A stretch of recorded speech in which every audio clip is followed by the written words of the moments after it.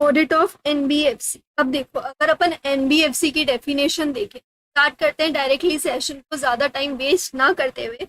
NBFC की definition देखें तो एनबीएफसी का मतलब क्या होता है? Non banking financial company. इसी से इसकी जो डेफिनेशन है ना वो ऑलमोस्ट बन जाएगी। सबसे पहली बात है कंपनी, तो ये फाइनेंशियल इंस्टीट्यूशन है बीइंग अ कंपनी। ये कैसे इनकॉर्पोरेट होती है कि वो हो एक company, right. Principal business accepting deposit, क्योंकि ये एक बैंक है तो बैंक क्या करता है? एक्सेप्ट करता है डिपॉजिट को, राइट। तो प्रिंसिपल बिजनेस इसका क्या है कि एक्सेप्ट करता है डिपॉजिट्स को। अदर देन दिस एनबीएफसी में B notified by central government, जैसे भी सेंट्रल गवर्नमेंट नोटिफाई करे। तो सिंपल सी डेफिनेशन है अपनी एनबीएफसी की, ये एक कंपनी है और क्या एक्सेप्ट करती है? डिपॉजिट एक्सेप्ट करती है और एज में बी नोटिफाइड बाय सीजी। लेकिन कोई भी कंपनी को एनबीएफसी में क्वालिफाई करने के लिए कुछ मिनिमम चीजें होनी चाहिए उसके अंदर, उसकी बैलेंस शीट में कुछ मिनिमम चीजें होनी चाहिए। और वो क्या होनी चाहिए कि उसकी जो फाइनेंशियल असेट्स है, उसकी जो फाइनेंशियल असेट्स है वो कॉन्स्टिट्यूट करती है more than 50% of its total assets, right. Good evening. Financial assets जो है उसकी वो मोर देन 50% कॉन्स्टिट्यूट करती है उसकी टोटल असेट्स, क्योंकि वो एक बैंक है, राइट। तो उसकी जितनी भी असेट्स है उसमें से 50% असेट्स कौन सी होनी चाहिए? फाइनेंशियल होनी चाहिए। एंड सेम जो उसकी इनकम है, वो मोर देन 50% कहाँ से आनी चाहिए? उसकी ग्रॉस इनकम में से, फाइनेंशियल असेट्स। ये दोनों कंडीशंस क्वालिफाई करेगी तभी कोई कंपनी क्या बन सकती है? एनबीएफसी बन सकती है। अब सपोज करो कि ये दोनों क्वालिफिकेशंस तो हमने सेटिस्फाई कर दी कि हाँ ठीक है, हमारे पास में 50% से ज्यादा असेट्स कौन सी हैं? फाइनेंशियल वाली है। फाइनेंशियल असेट्स से ही हमारी 50% से ज्यादा इनकम आ रही है। आप सीए फाइनल ऑडिट की क्लास लेते हो? यस, मैं वही ले रही हूँ, राइट।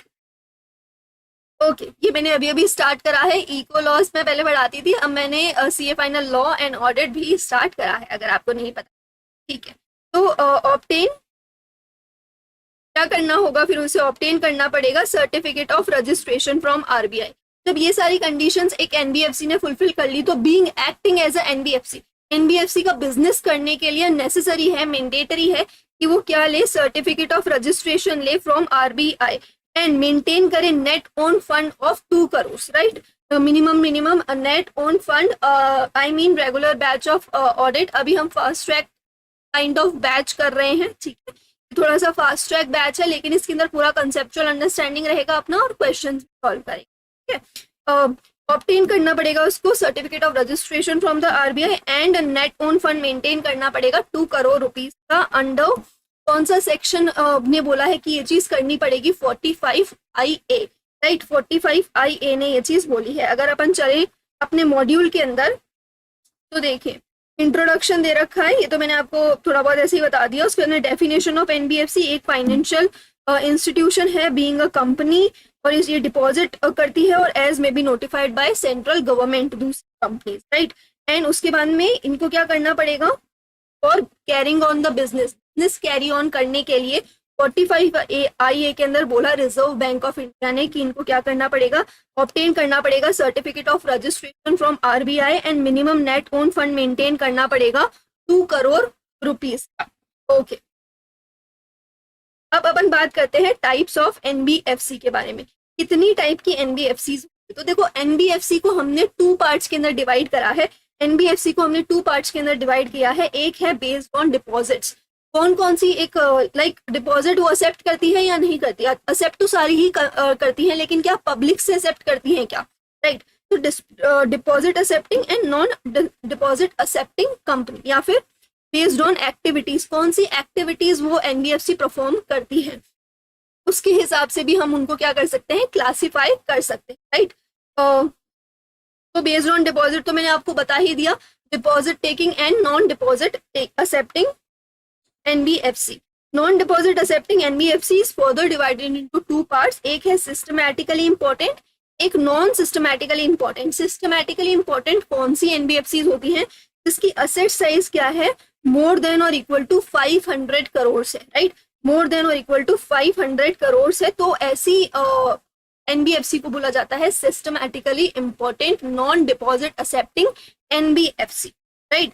बेस्ड ऑन एक्टिविटीज की बात करें तो क्या क्या एक्टिविटीज वो पर्टिकुलर एनबीएफसी परफॉर्म करती है? क्या वो इंफ्रास्ट्रक्चर वाले लोगों को डेट देती है? राइट। इंफ्रास्ट्रक्चर, जो लोग रियल एस्टेट के अंदर काम करते हैं उनको डेट प्रोवाइड करने का काम ये एनबीएफसी करती है, तो उसको इंफ्रास्ट्रक्चर डेट फंड वाली बोल देंगे। इन्वेस्टमेंट क्रेडिट कंपनी, वो इन्वेस्टमेंट के लिए क्रेडिट मतलब देती है, इंफ्रास्ट्रक्चर के लिए फाइनेंस करती है। माइक्रो फाइनेंस इंस्टीट्यूशन है, कोर इन्वेस्टमेंट सिस्टमैटिकली इंपॉर्टेंट वाली एनबीएफसी है। तो मतलब एक्चुअली वो बेस्ड क्या करती है, क्या क्या एक्टिविटीज करती है। मैम बैच रजिस्ट्रेशन में दिक्कत आई है, मुझे इक्वलास की क्लासेस एक्टिवेट करवा के देखनी रैप लॉजिक्स पे। Do not worry about it. आप बस है ना जो व्हाट्सएप नंबर दे रखा है ना उस पर कॉन्टेक्ट करो, आज ही सारा जो है रजिस्ट्रेशन का प्रोसेस हम आज कंप्लीट कर देंगे of this batch as well as for equals. कि अभी ये जो लाइव क्लासेस चल रही थी वो नॉर्मल वाली चल रही थी, इस वजह से थोड़ा रजिस्ट्रेशन में दिक्कत है एक दो स्टूडेंट्स का, तो वो हम लोग आज ही जो है उसको ठीक कर देंगे। ठीक है, व्हाट्सएप पे कांटेक्ट कर।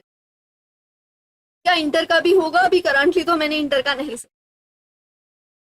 ओ ma'am tomorrow same timing on Zoom in law and audit, yes mostly.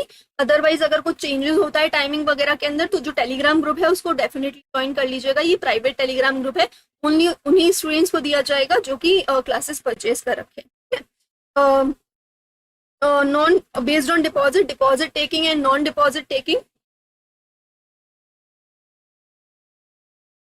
Okay, deposit taking and non deposit taking and then based on activity, not very much important, right? और ये क्या important है, तो ये तो आपको वैसे भी याद रह जाएगा कि एनबीएफसी होता क्या है। कंपनी होती है जो कि एक्सेप्ट करती है डिपॉजिट को, या फिर एज में B notified by central government. और दो चीजें कि 50% of the total assets must be financial assets and income derived from these financial asset must be 50% or more than 50% of the total income, right? और अगर इनको perform करना है India के अंदर एनबीएफसी का काम, तो अंडर सेक्शन 45 IA क्या लेना पड़ेगा, सर्टिफिकेट ऑफ रजिस्ट्रेशन लेना पड़ेगा आरबीआई से, and minimum net own fund maintain करके रखना पड़ेगा। देखो अभी ना आपके दिमाग के अंदर जब आप ये बात सोचोगे कि एक कंपनी है जो कि डिपॉजिट ले रही है, ठीक है, एक कंपनी है जो कि डिपॉजिट ले रही है एंड मोर देन 50% उसका क्या है इनकम जो आ रहा है वो इन्हीं फाइनेंशियल एसेट से आ रहा है, एक फाइनेंशियल एसेट से। तो ऐसे में आपके दिमाग में बहुत सारी कंपनीज आएंगी, लेकिन हो सकता है वो सारी की सारी कंपनीज को रजिस्ट्रेशन लेने की जरूरत ना हो, जैसे कि housing finance institution, merchant banking, stock exchanges even, right, and stock broking companies, venture capitalistic Nidhi companies, insurance company, chit companies. लेकिन इन सारे लोगों को लेने की क्यों जरूरत नहीं है रजिस्ट्रेशन, बिकॉज इनका खुद का अपना अलग एक्ट है। अगर हम मॉड्यूल के अंदर चले तो यहाँ तक अपन ने कवर कर लिया था, उसके बाद में टाइप्स ऑफ एनबीएफसीज अपन ने कवर कर लिया था कि हाँ ये टाइप्स ऑफ एनबीएफसीज होते हैं, ठीक है, एक deposit taking, non deposit taking and kind of activities के बेसिस के ऊपर, ये सारी काइंड ऑफ एक्टिविटीज के बेसिस के ऊपर, राइट। उसके बाद में अपन ने बोला companies that are exempted from registration, companies that are exempted from registration, जैसे कि हाउसिंग फाइनेंस इंस्टीट्यूशन। अभी क्यों एग्जम्प्टेड है, क्योंकि इनका रजिस्ट्रेशन इनके खुद के एक्ट के अंदर होगा, that is they are regulated by National Housing Bank का एक्ट के अंदर, ठीक है। मर्चेंट बैंकिंग कंपनीज अपने सेबी से रजिस्ट्रेशन होता है, स्टॉक एक्सचेंज अपने सेबी में रजिस्ट्रेशन होता है, स्टॉक ब्रोकिंग कंपनीज एंड सब ब्रोकिंग कंपनीज भी कहाँ पे रजिस्टर होती है, सेबी रजिस्टर करता है एंड रेगुलेट करता है। तो इन सब लोगों को हमारे सेक्शन 45 IA के अंदर रजिस्ट्रेशन लेने की कोई नीड नहीं है। क्यों नहीं है, क्योंकि इनका सबका अपना अपना अलग एक्ट है। एक बार बस हमको रीड कर देना है, क्वेश्चन आने के बहुत कम चांसेस हैं इसके ऊपर से।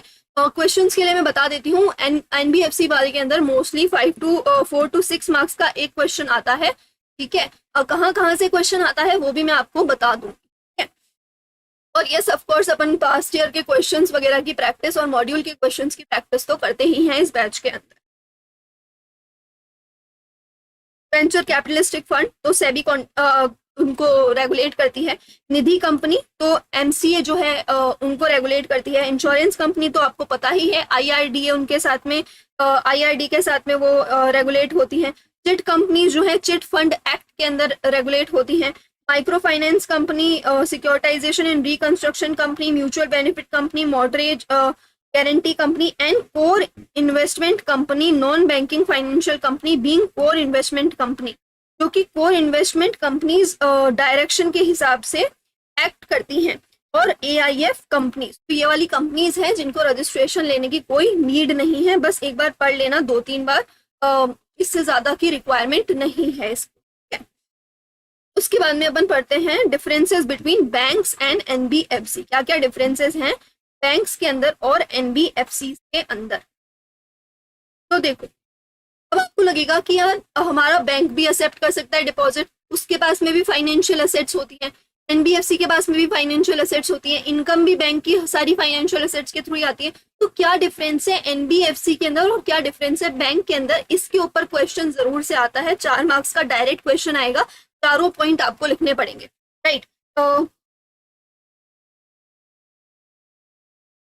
ओके, तो क्या क्या है, NBFC can not accept demand deposit, NBFC जो है डिमांड डिपॉजिट को एक्सेप्ट नहीं करती है, डिमांड डिपॉजिट को एक्सेप्ट नहीं करती है। डिमांड डिपॉजिट का मतलब क्या होता है, NBFC आपको ये नहीं बोल सकती कि कभी भी आके मुझसे पैसे लेके चले जाना, ये लो कोई चेक या ये लो कोई अमाउंट या कोई एक अपन बोल सकते हैं सर्टिफिकेट टाइप का, और कभी भी आकर, जैसे क्या होता है बैंक के अंदर अगर अपन FD कराते हैं तो अपन को अगर वो तोड़नी है तो अपन कभी भी जाकर उससे तोड़ सकते हैं एंड अपने पैसे लेकर आ सकते हैं, लेकिन NBFC में ऐसा नहीं हो सकता, टर्म डिपॉजिट ओनली होता है, एक टर्म का पीरियड वो लोग देते हैं कि कम से कम 1 साल तक 2 साल तक हमारे पास में उस टर्म तक के लिए आपको हमारा अपना डिपॉजिट हमारे पास में रखना पड़ेगा। तो NBFC can not accept demand deposit, they can only accept term deposit.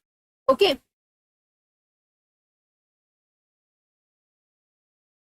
Right.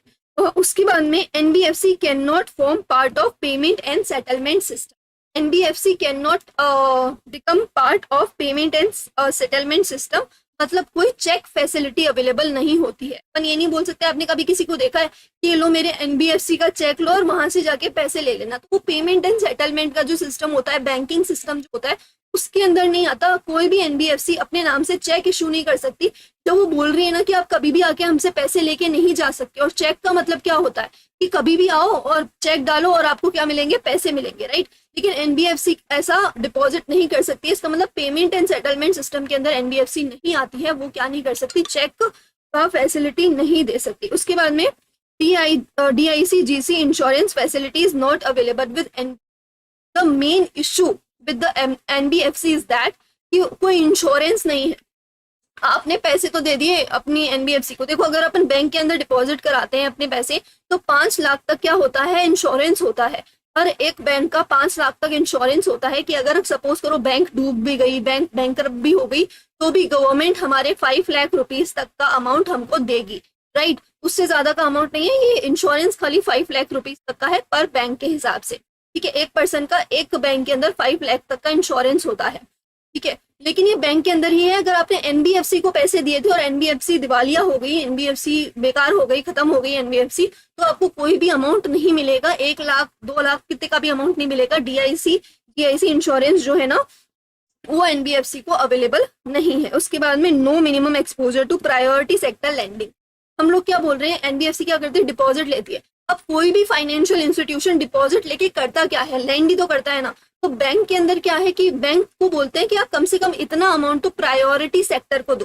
Priority sector का मतलब क्या होता है, माइनॉरिटी सेक्टर, मतलब कि इतना तो आपको एग्रीकल्चरिस्ट को देना ही पड़ेगा, इतना अमाउंट तो आपको रूरल सेक्टर में देना ही पड़ेगा, right.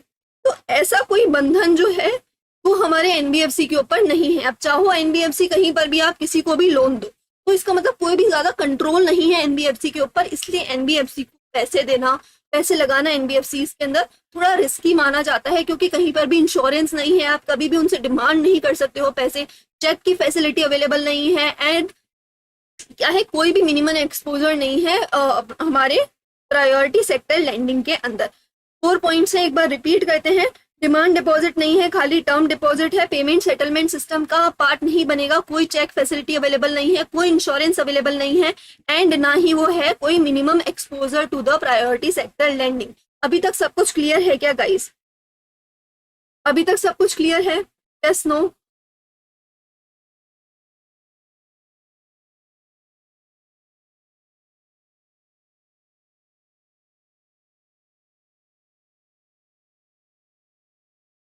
Yes no in the chat.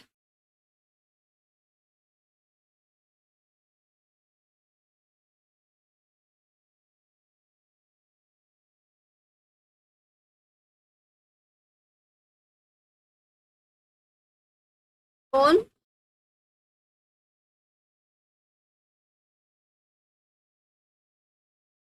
Okay चलो आगे बढ़ते हैं। ठीक है, बाद में अगर आप देख रहे हैं थोड़ा लेट चल रहे हैं, पीछे चल रहे हैं, जब भी आपको क्लियर हो यस लिख देना, कहीं पे भी डाउट हो पूछ लेना।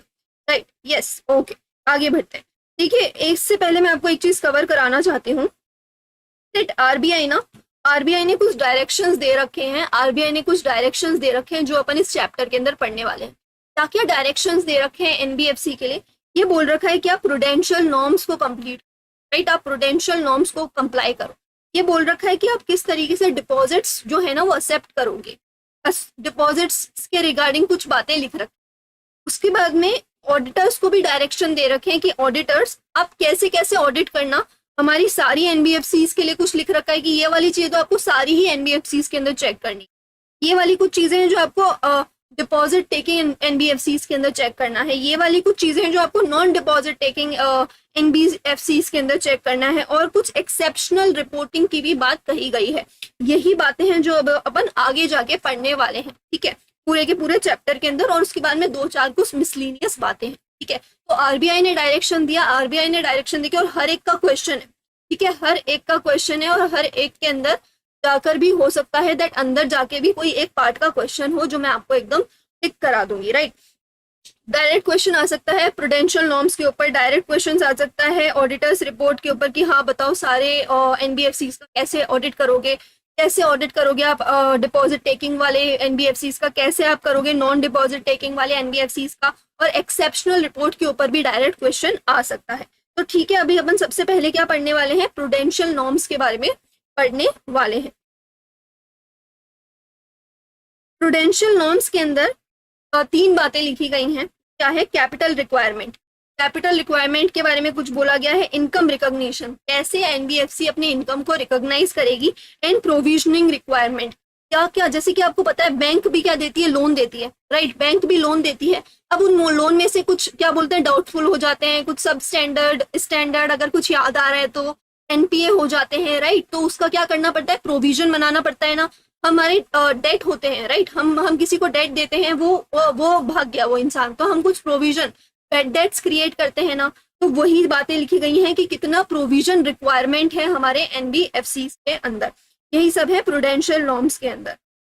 कैपिटल रिक्वायरमेंट की बात कही गई है कि कितना कैपिटल रिक्वायरमेंट रहेगा आपके पास में। देखो, एनबीएफसी पैसे ले रही है, डिपॉजिट ले रही है, तो कभी भी उसके पास में, कभी भी कोई उसके पास में आ गया तो उसके पास में इतना कैपिटल तो होना ही चाहिए ना। क्या बोल रहा है, मिनिमम नेट ओन फंड आपका कितना होना चाहिए, 2 करोड़ का होना चाहिए। और हर टाइम पे आपकी कैपिटल रिक्वायरमेंट होनी चाहिए। कितना होना चाहिए आपका मिनिमम कैपिटल रेशियो टीयर 1 के अंदर? टीयर 1 का मतलब क्या होता है, आपका इक्विटी और reserve capital. Right, not less than 15% of aggregate weighted asset. ठीक है, 15% से ज्यादा नहीं होना चाहिए आपके सारे असेट्स का, अग्रीगेट असेट्स जितने भी हैं आपके, उसके 15% से ज्यादा आपके टीयर 1 होना चाहिए। टीयर 1 का क्या मतलब है, आपका equity and reserves. Okay, equity and reserves की बात हो रही है यहाँ।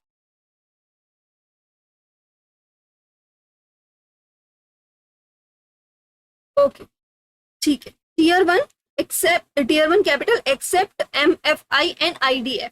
एमएफआई मतलब हमारा एक माइक्रो फाइनेंस वाले institution. Right, not less than 10%। इन लोगों को क्या करना पड़ेगा, इन लोगों को 10% तो कम से कम मेंटेन करके रखना पड़ेगा। NBFC primarily in leading against gold jewellery.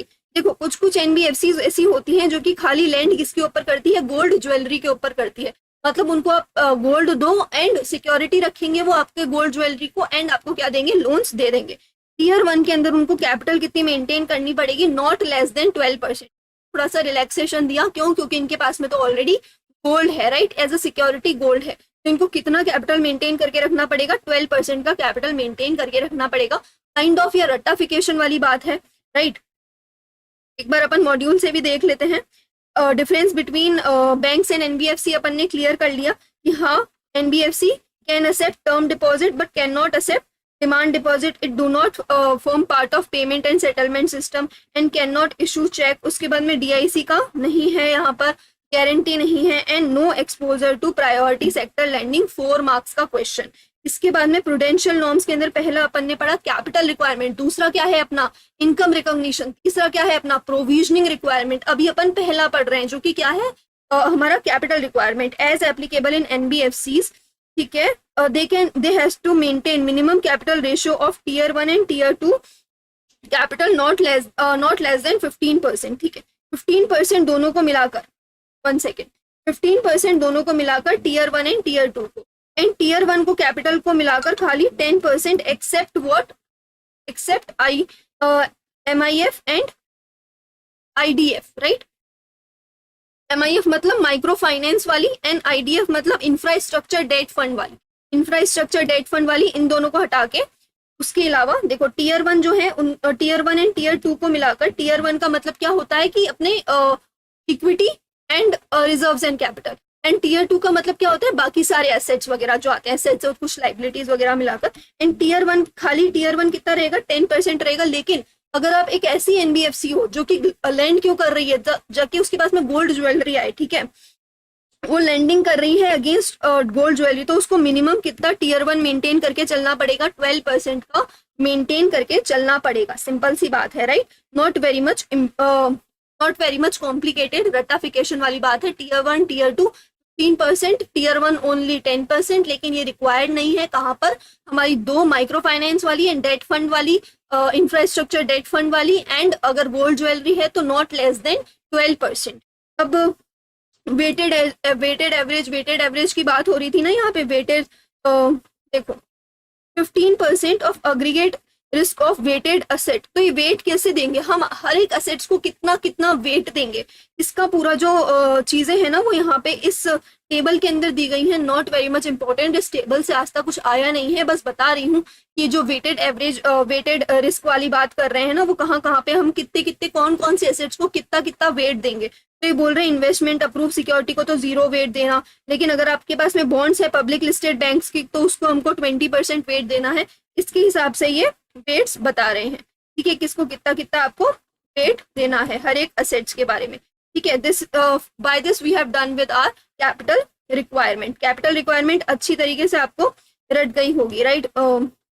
यहाँ पे एक चीज ऐड कर लेना, टीयर 1 प्लस टीयर 2, एंड ये वाला क्या है अपना 15% और ये है अपना 10%, एंड गोल्ड ज्वेलरी वाला 12%। ठीक है, capital requirement done and dusted, yes लिख दीजिए चैट के अंदर।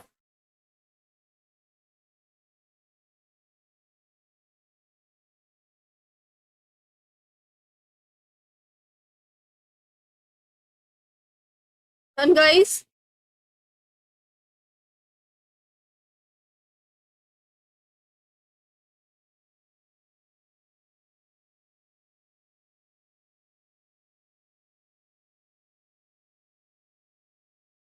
ओके आगे बढ़ते हैं अपन इनकम रिकॉग्निशन के, इनकम रिकॉग्निशन के अंदर आगे बढ़ते हैं।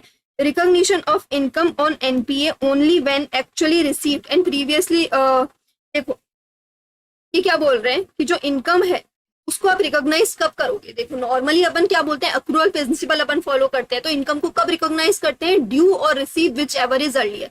भले ही वो ड्यू हो जाए, भले ही वो रिसीव हो जाए, इन दोनों में से जो भी अर्लियर होगा उसके बेसिस के ऊपर हम क्या करते हैं, उसको रिकॉग्नाइज कर लेते हैं। लेकिन यहाँ पर एनबीएफसी के लिए क्या बोला गया कि आप इनकम रिकॉग्निशन ऑन एनपीए, मतलब नॉन परफॉर्मिंग असेट्स अगर आपके पास में है कोई और उनसे कोई इनकम आपको रिकॉग्नाइज होने वाली थी, उसको आप कब रिकॉग्नाइज करना, only when it is actually receive. जब वो एक्चुअली रिसीव हो जाएगी ना उस समय आप रिकॉग्नाइज करना। Previously recognise unrealise income shall be reserve. अगर आपने पहले से कोई इनकम को रिकॉग्नाइज कर रखा है, जब वो सपोज एनपीए नहीं था उस समय आपने कोई इनकम को रिकॉग्नाइज कर रखा है, तो उसको रिवर्स कर देना। ठीक है, सिंपल सी बात बोली गई है। एक असेट थी अपने पास में, वो चल रही थी, उससे कोई इनकम आने वाली थी, सपोज करो हमने किसी को डेट दे रखा था, हमने किसी को पैसे लोन पे दे रखे थे, उससे हमको इंटरेस्ट आने वाला था, तो हमने उसको रिकॉग्नाइज कर रखा था कि हाँ इंटरेस्ट आएगा इंटरेस्ट आएगा, लेकिन वो क्या हो गया, वो एनपीए हो गया। तो एनपीए होने के बाद में क्या होगा, अब जब भी वो इंटरेस्ट हमको रिसीव होगा उस समय ही हम उसको बुक्स के अंदर रिकॉग्नाइज करेंगे, और पहले से रिकॉग्नाइज कोई इनकम है तो उसको हमको रिवर्स करना पड़ेगा। I hope that it is very much clear to you, right. तो एनबीएफसी के अंदर क्या बोला, इनकम का रिकॉग्निशन कब करना, एनपीए के अंदर जब वो एक्चुअली रिसीव हो। क्लासिफिकेशन के बारे में बोला गया, असेट्स के क्लासिफिकेशन के बारे में बोला गया। राइट। असेट का क्लासिफिकेशन कैसा होगा ये आपने पहले भी कहीं ना कहीं पढ़ रखा होगा, एक बार अपन भी पढ़ लेते हैं। स्टैंडर्ड असेट, स्टैंडर्ड असेट्स का मतलब क्या होता है, देखो इसके अंदर असेट्स कौन से होंगे, फाइनेंशियल असेट्स होंगे। फाइनेंशियल असेट्स का मतलब क्या होता है, आपने किसी को लोन दे रखा है, किसी को कोई डिपॉजिट दे रखा है। अपने स्टैंडर्ड असेट्स कौन से होते हैं, जिन्होंने कोई डिफॉल्ट नहीं कर रखा, ऐसे बढ़िया असेट्स हैं, ऐसे बढ़िया लोगों को आपने लोन दे रखा है। सपोज करो मुझे लोन दे रखा है, तो मैं आपके कभी भी डिफॉल्ट नहीं करूंगी, एकदम टाइम पे आपको इंटरेस्ट वगैरह का पेमेंट करेंगे, तो मैं क्या हुई, आपकी स्टैंडर्ड असेट्स हुई, राइट। स्टैंडर्ड असेट्स हुई। उसके बाद में क्या होता है, सब स्टैंडर्ड असेट। सब स्टैंडर्ड असेट होते हैं कुछ लोग जो कि क्या करते हैं, पेमेंट नहीं करते हैं टाइम के। इसके अंदर पहले अपन एनपीए की डेफिनेशन पढ़ लेते हैं, क्योंकि इसके अंदर एनपीए की डेफिनेशन भी थोड़ी सी डिफरेंट है। एनपीए का मतलब होता है नॉन परफॉर्मिंग असेट, ऐसे जने जिनको आपने पैसे दिए लेकिन अब वो आपके पैसे लौटा नहीं रहे, लेकिन कितने टाइम तक, ड्यू होने के कितने टाइम तक, तो इंटरेस्ट उनका ओवर ड्यू हो गया है for a period more than 3 months in case of systematically important. अगर सिस्टमैटिकली इंपॉर्टेंट एनबीएफसी ने आपको पैसे दिए थे तो वो 3 months के अंदर अंदर ही आपको एनपीए मान लेंगे, 3 months from the due date, right. And 6 months के अंदर ही मान लेंगे अगर वो नॉन सिस्टमैटिकली इंपॉर्टेंट वाली हुई तो, ठीक है। इन केस अगर लीज रेंटल की बात है, अगर लीज रेंटल है, ऐसा एनबीएफसी है जो एक्चुअली क्या करता है, लीज पे देता है असेट्स को लीज पे देता है और उसका ओवर ड्यू हुआ है वो लीज का पेमेंट, तो इन दैट केस 12 months का जब ओवर ड्यू होगा तब वो एनपीए माना जाएगा, ठीक है। एनपीए कब कब माना जाएगा, 3 months in case of systematically important, 6 months in case of non systematically important, right. And 12 months in case of leasing business, NPA के लिए बोला जा रहा है, राइट। और सब स्टैंडर्ड कौन से होते हैं, सब स्टैंडर्ड्स वो वाले होते हैं, तो पहले तो वो एनपीए कंसिडर होगा, पहले तो वो सारे एनपीए कंसिडर होंगे, राइट। अब एनपीए में से देखना है कि एनपीए में से वो सब स्टैंडर्ड है या डाउटफुल है। एनपीए तो हो गया, लेकिन अब एनपीए में से सब स्टैंडर्ड्स है या डाउटफुल है। सब स्टैंडर्ड तब माना जाएगा अगर non systematically important, non deposit taking हमारी एनबीएफसी है, तो वो उसको सब स्टैंडर्ड तब मानेगी जब NPA it not more than 18 months है, नॉट मोर देन 18 months है, मतलब 18 months से नीचे नीचे है, लेकिन किससे ज्यादा है, आपका 3 months, 6 months और 12 months, whichever applies to the case, right. और अगर systematically important, non deposit taking and deposit taking NBFC है, तो वो एनपीए मान लेगी as sub standard if it is not more than 12 months। कैसे याद करें इसको, कैसे याद करें, तो इसको याद करने का यही तरीका है दैट ये जो चार्ट है ना, वो आप लिखिए, खुद से लिखिए, 1-2 बार लिखिए, एकदम दिमाग में बैठ जाएगा। सब स्टैंडर्ड जो है इन्होंने कोई भी डिफॉल्ट नहीं कर रखा, फिर उसके बाद में सॉरी स्टैंडर्ड वाले कौन से, जिन्होंने कोई डिफॉल्ट नहीं कर रखा, उसके बाद में सब स्टैंडर्ड वाले, non systematically important, non deposit taking, non systematically important, non deposit taking 18 months, right. उसके बाद में systematically important, non deposit taking and deposit taking 12 months, right. उसके बाद में डाउटफुल, वापस से non systematically important, non deposit taking के लिए मोर than 18 months, right.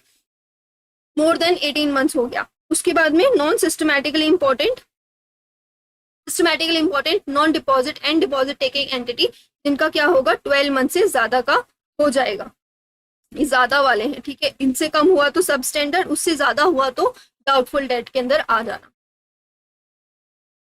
Provisioning requirement, देखो अपन ने क्या कंप्लीट कर लिया, अपन ने कंप्लीट कर लिया हमारा capital requirement, tier 1, tier 2 and gold वाला। उसके बाद में हमने क्या कंप्लीट करा, हमने करा इनकम रिकॉग्निशन। इनकम रिकॉग्निशन के अंदर एक छोटा सा ही पॉइंट है कि आप इनकम को कब रिकॉग्नाइज करोगे, अगर एनपीए हो जाएगा जब भी वो रिसीव हुआ है।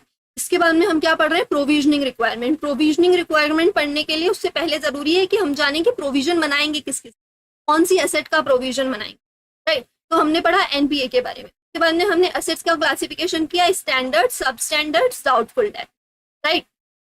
अब हम उसका प्रोविजनिंग करेंगे, हर एक एसेट्स का अपना अपना प्रोविजन बनाएंगे, राइट। तो प्रोविजनिंग क्या है, देखो अगर आप स्टैंडर्ड हो, अगर स्टैंडर्ड है, बिल्कुल कोई भी डाउटफुल वगैरह नहीं है, तो systematically important, non deposit and deposit taking entity का प्रोविजन बनेगा 0.40% और non systematically important, non deposit taking का बनेगा 0.25%। सब स्टैंडर्ड है 18 months से कम, 12 months से कम, तो क्या होगा 10% बनेगा। लेकिन डाउटफुल है और अनसिक्योर्ड भी है। डाउटफुल है, 18 months से ज्यादा पेमेंट ही नहीं करा है, 12 months से पहले पेमेंट ही नहीं करा है, उससे ज्यादा टाइम बीत गया है और आपके पास में उसकी कोई सिक्योरिटी भी नहीं है, तो कितना प्रोविजन बनाओगे, 100% का प्रोविजन।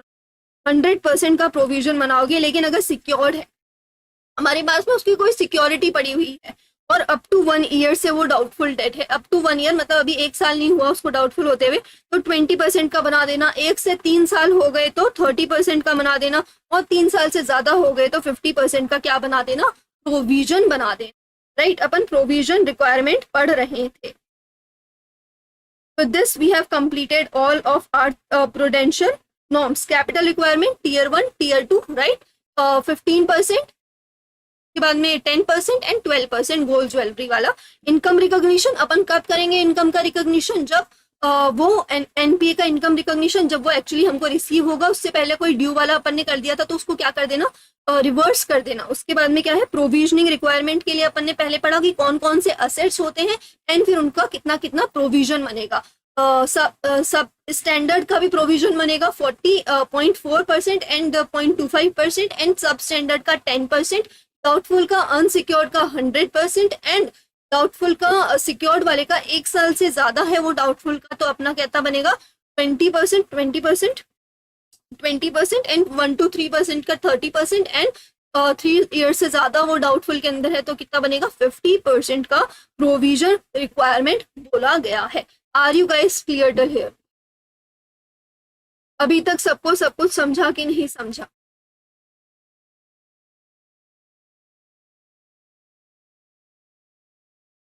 राइट, तो जब भी आप लोग यहाँ तक पहुंचे मुझे जरूर से बता देना डेट समझ में आया कि नहीं आया। ओके, लॉस एसेट के लिए बोल रहे हैं कि अगर कोई लॉस एसेट हो गया है तो उसको तो एकदम ओके क्लियर, राइट, तो उसको तो एकदम राइट ऑफ कर ही देना। लॉस एसेट है तो एकदम उसको क्या कर देना, राइट ऑफ कर देना। अब क्या अपन पढ़ेंगे, अपन पढ़ेंगे audit procedure regarding prudential norms. ये जो प्रूडेंशियल नॉर्म्स अपन ने पढ़े कि कैपिटल का रिक्वायरमेंट होना चाहिए, इनकम का रिकॉग्निशन होना चाहिए, प्रोविजन का रिक्वायरमेंट होना चाहिए, इसको ऑडिटर कैसे चेक करेगा, इसको ऑडिटर कैसे चेक करेगा, वो अभी अपन पढ़ने वाले हैं। राइट, वो अपन अभी पढ़ने वाले हैं। इसको जो ना जिस फ्लो में मैं आपको पढ़ा रही हूँ ना, उस फ्लो के अंदर ही पढ़ोगे ना तो एकदम चीजें माइंड के अंदर बैठती जाएंगी। ये कंफ्यूजन नहीं होगा कि कहाँ पे कहाँ से क्या चीज लिखनी है, क्योंकि आपके माइंड के अंदर एटमोस्ट क्लैरिटी रहेगी। इसके अंदर परेशानी क्या होती है स्टूडेंट्स को, दो परेशानी होती है एनबीएफसी वाले चैप्टर के अंदर। फर्स्ट थिंग इज दैट कि उनको पॉइंट्स याद नहीं होते, right. Second thing is that कि क्वेश्चन पढ़ने के बाद में ये समझ में नहीं आता दैट उसके अंदर अपने को लिखना क्या है, इसका सॉल्यूशन क्या है। देखो सेकंड वाले का सॉल्यूशन क्या है कि क्वेश्चन पढ़ने के बाद में समझ में नहीं आता कि क्या लिखना है, तो वो अंडरस्टैंडिंग से बैठेगा जब आप क्वेश्चन को समझोगे और ये समझोगे कि चैप्टर के अंदर क्या लिख रहा है, राइट। और दूसरी बात है कि पॉइंट्स याद नहीं होते, तो पॉइंट्स याद करने के लिए आपको मल्टीपल टाइम्स रिवीजन करना पड़ेगा, बोथ बोल बोल कर भी और लिख लिख कर भी। डिपेंड करता है आप कौन से टाइप के स्टूडेंट्स हो। क्या बोल बोल के चीजें याद हो जाती हैं तो मेरी तरह चिल्ला चिल्ला के बोलिए, एकदम याद हो जाएगी चीजें, जैसे मैं बोल रही हूँ वैसे बोलते रहिए पागलों की तरह, ठीक है। और अगर आप लिखने वाले स्टूडेंट हैं, ऐसे हैं जिनको लिख लिख कर याद होता है, तो ये जो चार्ट्स वगैरह एक्सेट्रा मैंने बना रखे हैं ना, इसको रफ के अंदर बार बार बार बार बार बार बार बार लिखिए in the sequence that I am teaching.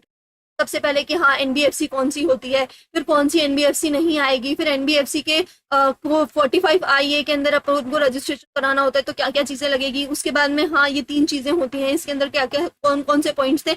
ऐसे ना दिमाग जब एकदम खाली हो तब उससे अंदर से रिवाइज कर करके पॉइंट्स लिखिए। जब वो पॉइंट याद नहीं आ रहा हो तो उसको देखिए, वापस से लिखिए, तो इससे क्या होगा अपने को पॉइंट्स एकदम याद हो जाएंगे, right. It's a pro tip.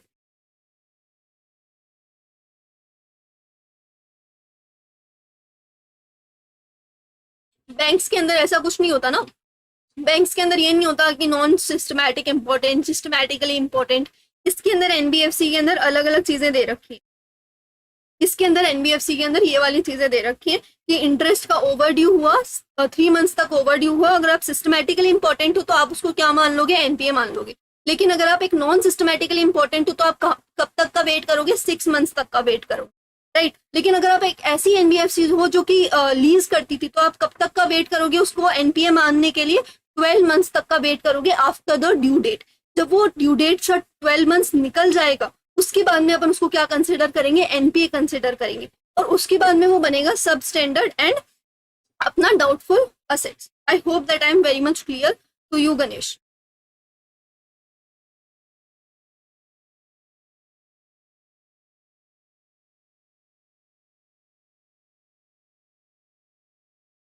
हाँ, ओके। प्रोसीजर पढ़ रहे थे रिगार्डिंग प्रूडेंशियल नॉर्म्स। चेक करो कि आपने सारे प्रूडेंशियल नॉर्म्स का कंप्लायंस करा है कि नहीं करा। उसके बाद में check whether loans granted by its own shares. तो मैं ये बता देती हूँ दैट हमारी जो एनबीएफसी है ना, खुद की शेयर्स के ऊपर लोन ग्रांट नहीं कर सकती।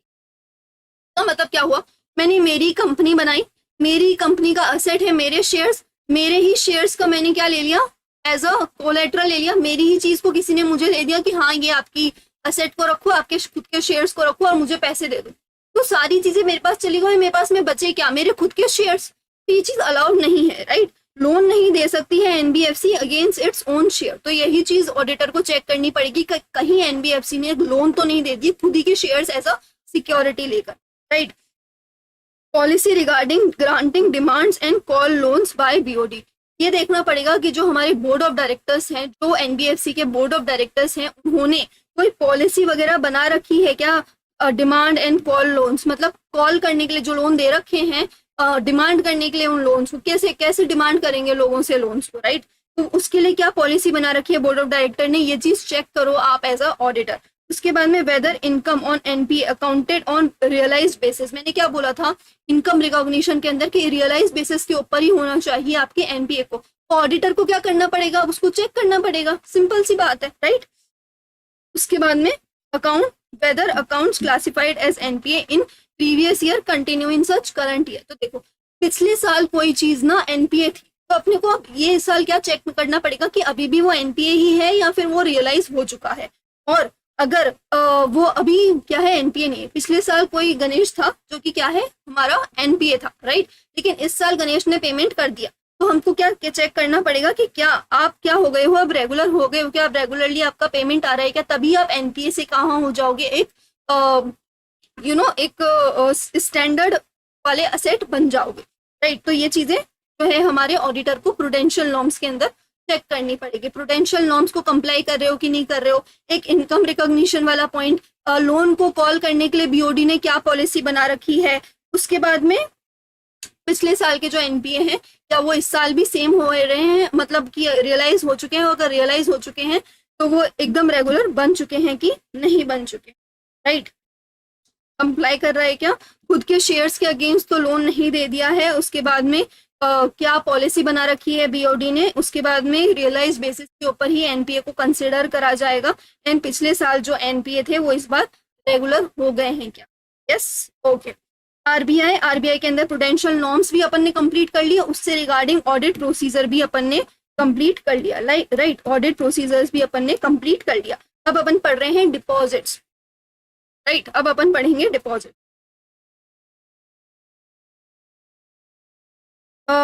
ओके वेट, अभी अपन क्या पढ़ेंगे, ऑडिट प्रोसीजर्स पढ़ेंगे, ऑडिट प्रोसीजर्स पढ़ेंगे। ऑडिट प्रोसीजर्स के अंदर मैंने क्या बताया था आपको,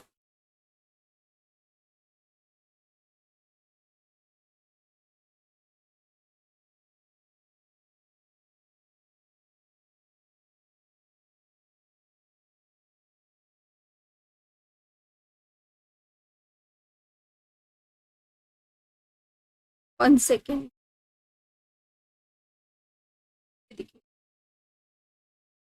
अभी अपन पढ़ेंगे ऑडिट रिपोर्ट डायरेक्शन। रिपोर्ट मतलब ऑडिटर्स के लिए कुछ डायरेक्शंस दिए गए हैं हमारे आरबीआई ने क्या करा है, ऑडिटर्स के लिए कुछ डायरेक्शंस दिए गए हैं। क्या डायरेक्शन दिए हैं आरबीआई ने, दैट आपको क्या चीजें चेक करनी है हर एक एनबीएफसी के अंदर आपको क्या चीजें चेक करनी है, वो कौन सी खास चीजें हैं जो आपको चेक करनी है डिपॉजिट टेकिंग वाली एनबीएफसी के अंदर, कौन सी खास चीजें हैं जो आपको चेक करनी है नॉन डिपॉजिट वाली एनबीएफसी के अंदर, और कुछ एक्सेप्शनल रिपोर्ट के बारे में भी बोला गया है। अगर ये जो एनबीएफसी है वो ये सारी चीजें फॉलो नहीं कर रही हैं तो आपको क्या करना पड़ेगा, एक्सेप्शनल रिपोर्ट देनी पड़ेगी। तो अब अपन पढ़ेंगे regarding the direction for deposit taking.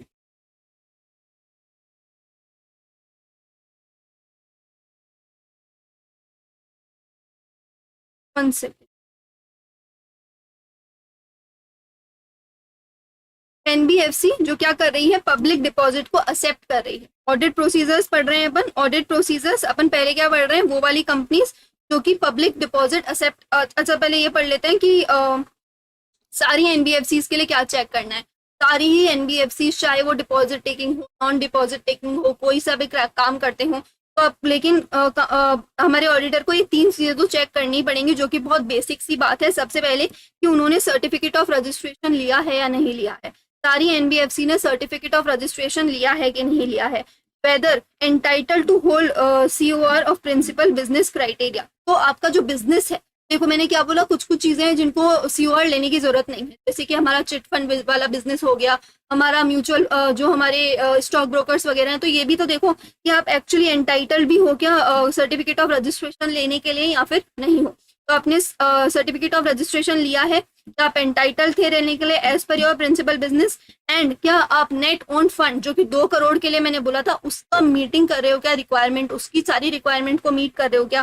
तो ये सारी चीजें, तो ये तीनों चीजें तो हर एक एनबीएफसी के अंदर हमारे ऑडिटर को चेक करनी ही पड़ेंगी, right. A certificate from auditor regarding this, कि ये सारी चीजें उसने चेक करी है कि नहीं करी है, COR की रिक्वायरमेंट थी क्या, COR लिया है क्या। उसके बाद में क्या था अपना लास्ट वाला, कि आप नेट ओन फंड की रिक्वायरमेंट को फॉलो कर रहे हो कि नहीं कर रहे हो। बेसिक वाली बातें जो अपन ने स्टार्टिंग के अंदर पढ़ी थी, ये आप 45 IAA से भी कंपेयर करके देख सकते हो, क्योंकि 45 IAA के अंदर यही लिख रखा था कि आपको क्या लेना है, COR लेना है, नेट ओन फंड का क्या करना है, मेंटेनेंस करना है। तो हमारे ऑडिटर को भी सारी ही कंपनीज के अंदर यही चीजें चेक करनी पड़ेंगी। तो ऑडिटर एक बार चेक करने के बाद में इसके रिगार्डिंग क्या करेगा, एक सर्टिफिकेट इशू कर देगा, इसके रिगार्डिंग एक सर्टिफिकेट इशू कर देगा विद इन 1 मंथ जब से बैलेंस शीट फाइनल हुई है, बट नॉट लेटर देन 30 मतलब 30 दिसंबर से पहले पहले आप तो ये सर्टिफिकेट इशू कर देना, कौन, ऑडिटर, राइट। अब उसके बाद में अपन पढ़ेंगे क्या क्या चीजें NBFC for accepting public deposit. ऐसी एनबीएफसी जो कि पब्लिक से डिपॉजिट एक्सेप्ट कर रही है, तो ऑडिटर को क्या क्या चीजें चेक करनी है, राइट। ऑडिटर को क्या क्या चीजें चेक करनी है। Whether public deposit are within limit. तो देखो as per your credit rating, हर एक एनबीएफसी को एक एक क्रेडिट रेटिंग दी जाती है, उनकी क्रेडिट रेटिंग के हिसाब से ही वो डिपॉजिट ले सकते हैं पब्लिक से। एक अमाउंट डिसाइड होगा कि अच्छा आपकी A क्रेडिट रेटिंग है तो आप 10 करोड़ ले लेना, आपकी B क्रेडिट रेटिंग है तो आप 5 करोड़ ही लेना, ठीक है। एग्जाम्पल मैं बता रही हूँ। तो आप सबसे पहले ऑडिटर को यही चेक करना पड़ेगा कि उनके पास में जो पब्लिक डिपॉजिट है एनबीएफसी के पास में, वो विद इन लिमिट है क्या as per their credit rating, right. Excess अगर पब्लिक डिपॉजिट आपने एक्सेप्ट कर लिया है, तो आपके पास में B क्रेडिट रेटिंग थी, आप 5 करोड़ ही ले सकते थे, लेकिन आपने 7 करोड़ ले लिया। तो अपने एक्सेस अगर पब्लिक डिपॉजिट लिया है तो वो रेगुलराइज हो रहा है कि नहीं हो रहा। रेगुलराइज का मतलब क्या होता है, रेगुलराइज का मतलब होता है कि अब आप क्या करो, और डिपॉजिट मत लो, राइट, रिन्यूअल मत करो चीजों का, और पेमेंट करने की कोशिश करो लोगों को, मतलब विद इन लिमिट आने की कोशिश कर रहे हो कि नहीं कर रहे हो। Whether public deposit accepted without minimum credit rating. ये बताओ कि क्या आपने कोई पब्लिक डिपॉजिट तो एक्सेप्ट नहीं कर लिया जबकि आपके पास में वो वाली क्रेडिट रेटिंग ही नहीं थी। तीनों पॉइंट्स इंटरकनेक्टेड एक जैसे से ही हैं। Whether capital adequacy ratio, capital adequacy ratio correctly compiled with minimum CRAR requirement. Like मैंने कैपिटल रिक्वायरमेंट का बताया था ना कि Tier 1 Tier 2 ये वाली रिक्वायरमेंट होनी चाहिए रिस्क असेस के बेसिस के ऊपर, वेटेड के ऊपर, तो वो वाली चीजों का रिक्वायरमेंट हो रहा है कि नहीं हो रहा। उसके बाद में आपने कहीं पे डिफॉल्ट तो नहीं करा है in payment of interest and principal, आपने डिफॉल्ट तो नहीं करा क्योंकि आप पब्लिक से डिपॉजिट ले रहे हो भाई, आप पब्लिक से डिपॉजिट ले रहे हो तो आपने कहीं पे डिफॉल्ट तो नहीं करा इन पेमेंट ऑफ इंटरेस्ट और प्रिंसिपल। के बाद में return on deposit finalise within return on deposit finalise within the limit NBFC NBS 2। देखो जो है ना ये एनबीएफसी है उसको क्वार्टरली क्या करना पड़ता है, RBI को कोई वो देना पड़ता है, रिटर्न देना पड़ता है। तो हमारा जो ऑडिटर है वो यही चेक करेगा कि आपने रिटर्न जो है ना वो टाइमली मैनर के अंदर सबमिट करा है या नहीं करा। सिंपल सी बात है, हम क्या कर रहे हैं, ऑडिट कर रहे हैं एक ऐसी एनबीएफसी का जो क्या करती है, पब्लिक से डिपॉजिट करती है। तो सबसे पहले तो ये देखो दैट आपने जो डिपॉजिट करा है, जो पैसे लिए हैं हमारे पब्लिक से, वो विद इन लिमिट लिए हैं कि नहीं लिए हैं, ठीक है। अगर आपने एक्सेस में ले लिए हैं तो क्या उसको आप रेगुलराइज करने की कोशिश कर रहे हो, क्या आपने एक्सेस क्रेडिट रेटिंग से ज्यादा अपने पैसे ले लिए हैं क्या, राइट।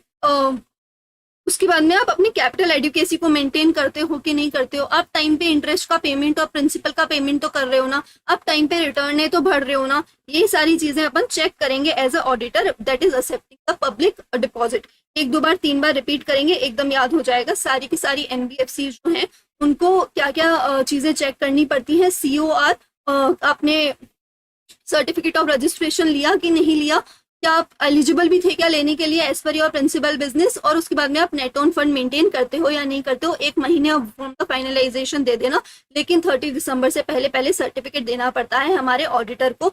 उसके बाद में हमने पढ़ा था हमारे पब्लिक डिपॉजिट टेकिंग वाले एंटिटीज के बारे में, राइट। अब अपन क्या पढ़ रहे हैं, NBFC not accepting public deposit, ऐसी एनबीएफसी जो कि पब्लिक डिपॉजिट एक्सेप्ट नहीं कर रही हैं, प्राइवेट ही अपना कोई बिजनेस करती है, प्राइवेट ही लैंडिंग कर रही है। तो ऐसे केस के अंदर जो हमारी ये वाली एनबीएफसी है ना, जो पब्लिक से डिपॉजिट नहीं ले रही, उनको एक बोर्ड रेजोल्यूशन पास करना होता है कि हम पब्लिक से क्या नहीं लेंगे, कोई भी वो नहीं लेंगे, कोई भी डिपॉजिट नहीं लेंगे।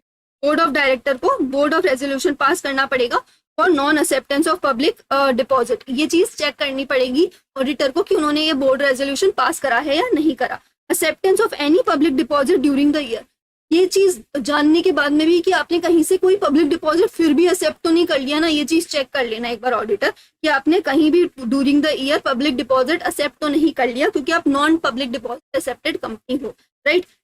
कंप्लाइड विद प्रूडेंशियल नॉर्म्स, ये तो हमको हर बार चेक करना ही है कि आप कंप्लाई कर रहे हो कि नहीं कर रहे हो प्रूडेंशियल नॉर्म्स के साथ में। In respect of NBFC that is systematically important non deposit taking NBFC, ये देखना पड़ेगा कि आप भी CAR का डिस्क्लोजर कर रहे हो कि नहीं कर रहे हो अपने रिटर्न के अंदर, एंड करेक्टली अराइव करा है कि नहीं करा है आपने अपने कैपिटल एडुकेसी को, क्योंकि वो पूरा कैलकुलेशन करना पड़ेगा, वेटेड एवरेज लेना पड़ेगा, तो उसका पूरा जो कैलकुलेशन है ना वो करके देखो कि आपने करेक्ट करा है कि नहीं करा। Annual statement of capital funds risk assess filled with in the stipulated time period, तो इनको एनुअल स्टेटमेंट भी सबमिट करना पड़ता है कि हमारे पास में कितना कैपिटल फंड है, कितना रिस्क असेट्स वगैरह है, तो आपने वो सारी चीजें स्टिपुलेटेड टाइम के अंदर फुलफिल करी है या नहीं करी। And whether NBFC is correctly classified as micro finance institute, अगर ये ऐसी कंपनी है जो कि माइक्रो फाइनेंस इंस्टीट्यूशन है, तो आपने करेक्टली खुद को माइक्रो फाइनेंस इंस्टीट्यूशन क्लासिफाई कर रखा है कि नहीं कर रखा, कि माइक्रो फाइनेंस इंस्टीट्यूशन के अंदर भी लिमिट होती है ना कि अगर आप इतने छोटे हो तो ही आपको माइक्रो फाइनेंस कंसीडर करा जाएगा, राइट। तो ये भी सिंपल सी बात थी नॉन डिपॉजिट टेकिंग एंटिटी के अंदर कि आपने ऐसा बोर्ड रेजोल्यूशन तो पास कर रखा है ना कि आप पब्लिक से डिपॉजिट तो नहीं लोगे, आपने कहीं गलती से किसी से पब्लिक से डिपॉजिट तो नहीं ले लिया पूरे साल भर में, आपने प्रूडेंशियल नॉर्म्स को कंप्लाई करा, CAR को प्रॉपर्ली कंपाइल करा एंड प्रॉपर कैलकुलेट करा, उसके बाद में आपने क्या कर रहे हो, टाइम पे रिटर्न वगैरह तो फाइल कर रहे हो, और अगर आप एक माइक्रो फाइनेंस वाली इंस्टीट्यूशन हो तो आपने करेक्टली खुद को क्लासिफाई करा था कि नहीं करा था, right. With this we have completed our सारी एनबीएफसी को क्या क्या चेक करेंगे, पब्लिक डिपॉजिट वाली एनबीएफसी को क्या क्या चेक करेंगे, non public deposit taking NBFC को क्या क्या चेक करेंगे। अब अपन पढ़ रहे हैं एक्सेप्शनल रिपोर्ट, यस लिख दीजिए जल्दी से चैट के अंदर अगर सब कुछ क्लियर है, right.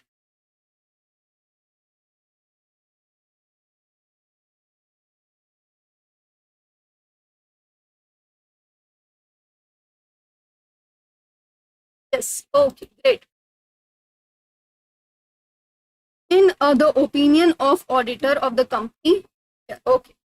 In the opinion of the auditor of the company has not complied. अगर ऑडिटर को कहीं पर भी लगा कि आपने एनबीएफसी ने कंप्लाई नहीं करा, किस चीज को कंप्लाई नहीं करा, chapter 3B of RBI act, chapter 3B of RBI act एकदम रटना पड़ेगा, रटने वाली चीज है और कुछ भी नहीं है।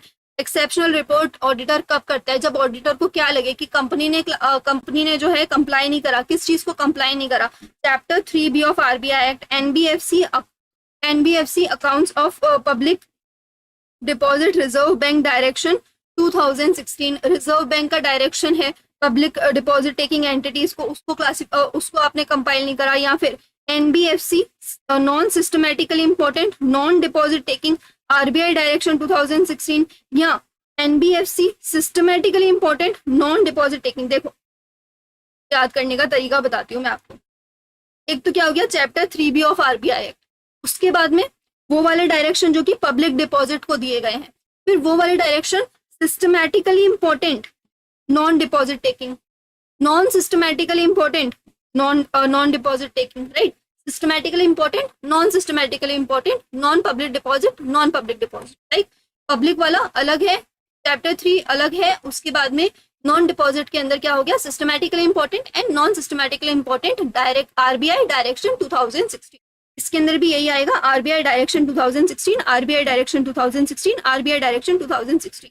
तो कंपनी ऑडिटर कब इशू करता है एक्सेप्शनल रिपोर्ट, एक्सेप्शनल रिपोर्ट कब इशू करता है, 3 चीजों के अंदर, उसको क्या लगे कंपनी ने नहीं करा है कंप्लाई, क्या चीज नहीं कंप्लाई करा है, चैप्टर 3 ऑफ आरबीआई एक्ट, उसके बाद में पब्लिक डिपॉजिट वाली, उसके बाद में systematically important non public taking वाली डायरेक्शन, आरबीआई डायरेक्शन 2016, उसके बाद में non systematically important non public non deposit taking, non public deposit taking, NBFC, RBI direction 1000, right. तो ऐसे में क्या करेगा, ऑडिटर रिपोर्ट करेगा सच अनफेवरेबल और qualified statement to concern regional office of department of non banking supervision of RBI, क्या करेगा, report कर देगा कि अनफेवरेबल, कि हाँ ये लोग कंप्लाई नहीं कर रहे, या फिर क्वालिफाइड स्टेटमेंट, रिपोर्ट करेगा अनक्वालिफाइड या फिर unfavourable statement to concern regional office, concern regional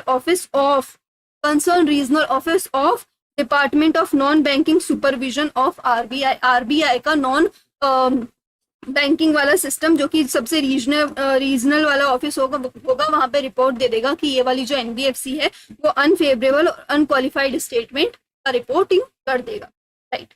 exceptional report I think clear हो गई होगी।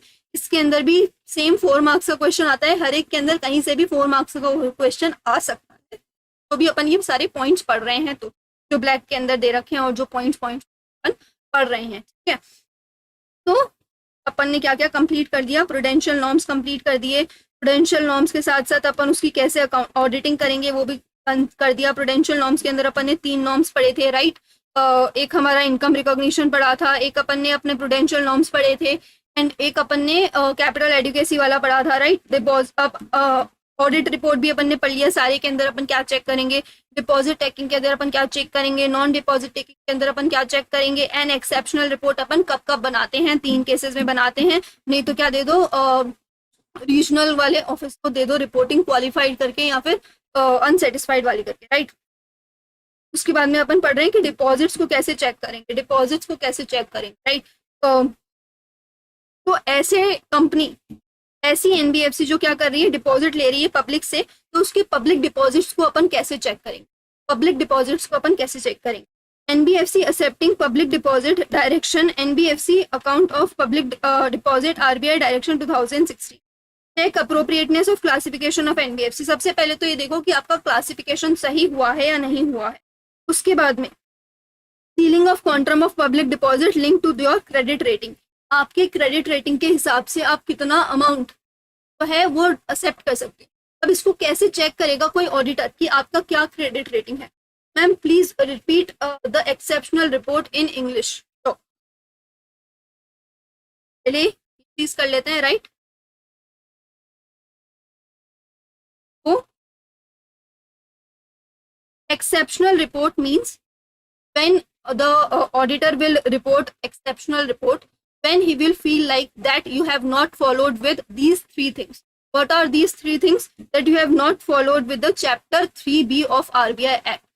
You have not followed with chapter 3B of RBI Act. Then you have not followed with the public deposit RBI direction 2016, right? NBFC account of public deposit, okay. And then we will the non-public deposit, right? Non-deposit taking. In non-deposit taking, systematically important and non-systematically important.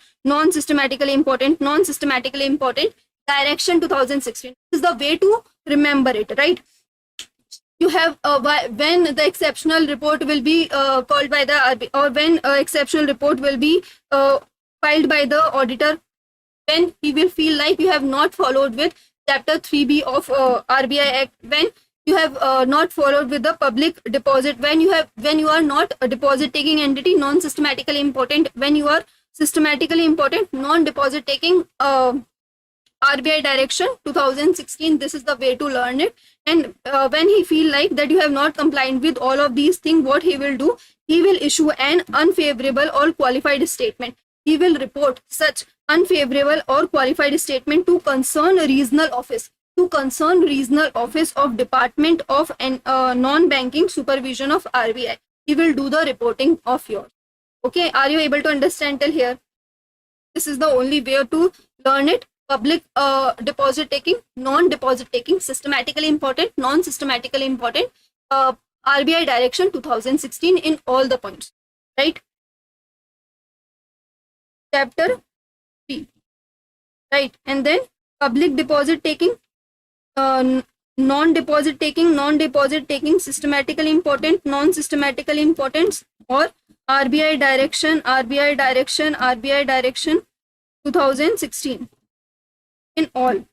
You have not followed with all these things, what will auditor do? Auditor will issue an exceptional report to concerned regional office. Clear?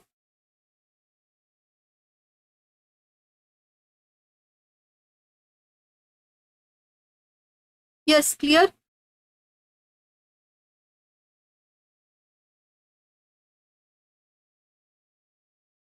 Yes, okay. Now what we do? We are checking the public deposits. Public deposit direction. How the auditor is going to check the public deposit? He will check first of all that whether your classification is done correctly or not, whether you are perfectly qualified for being able to accept the public deposit, right? Whether you are fully qualified to accept the public deposit, right? After that, what is the quantum of public deposit you can take? What is the quantum of public deposit you can take? It is going to be linked with your credit rating. It is going to be linked with your credit rating, right? कितना आपको credit rating मिला हुआ है उसके basis के ऊपर ये decide होगा दैट आप कितने पब्लिक से डिपॉजिट ले सकते हो. Now, how will auditor will going to check this credit rating? He will ask from you, right? He will ask from you that, okay, give me the copy of your credit rating. I will check that whether you have perfectly you have done within the limit the public deposit or not. Okay, so the auditor is going to check your credit rating copy, right? Whether your credit rating is within the limit of which you have accepted the public deposit. If there is any downgrading or upgrading, then increase or decrease the deposit. If there is a downgrading of your credit rating, then downgrade your deposit. If there is some upgrading of your credit rating, then you should upgrade the public deposit that you are taking. But if there is the downgrading below the minimum grade, if there is a minimum grade given कि इससे कम तो आपकी credit rating नहीं जानी चाहिए, लेकिन अगर उससे कम भी आपकी क्रेडिट रेटिंग चली जाती है, if you're downgraded to below the minimum grade, then what the auditor will do? He will say to regularize the thing. Okay, to regularize the thing. अब आपको क्या करना पड़ेगा? Existing deposit को regularize करना पड़ेगा. I have already told you that how you should regularize the current deposit by non-accepting new deposit. Now you cannot accept new deposit because your credit rating has gone below the minimum grading, right? Minimum grading your क्योंकि आपका जो credit rating है वो minimum grade से कम हो गया है, तो आपको आपका जो डिपॉजिट है उसको रेगुलराइज करना पड़ेगा. एंड रेगुलराइज करने के लिए आप क्या करोगे? अब आप और डिपॉजिट नहीं ले सकते हो, कोई रिन्यूअल आप नहीं कर सकते हो. And report to RBI within 15 days of downgrading. Once downgrading has been done, you have to report to the RBI within 15 days. Okay. If there is some downgrading below the limit, then you have to regularize it. How you will regularize it? By not accepting new deposit, by not renewing, and there will be a report to RBI within 15 days. Right. Now,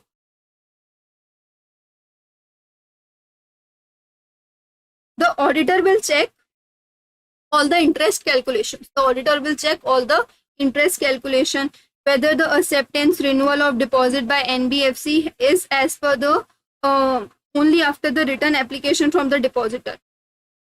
Acceptance and renewal जो हो रहा है आपकी deposits का, जो भी आप deposit accept कर रहे हो या फिर रिन्यू कर रहे हो डिपॉजिट का, वो as per the return application तो हो रहा है कि नहीं हो रहा है. देखो, जब आप एक पीयर टू पीयर लैंडिंग करते हो, मुझे नहीं पता दैट आपने करा है या नहीं करा, लेकिन अगर आप किसी एनबीएफसी को लेंड करते हो ना पैसे, तो वो आपको एक कागज देते हैं, okay, they will give you a document in which you have to sign that okay, I am the person and I am giving this amount to the NBFC for this much period.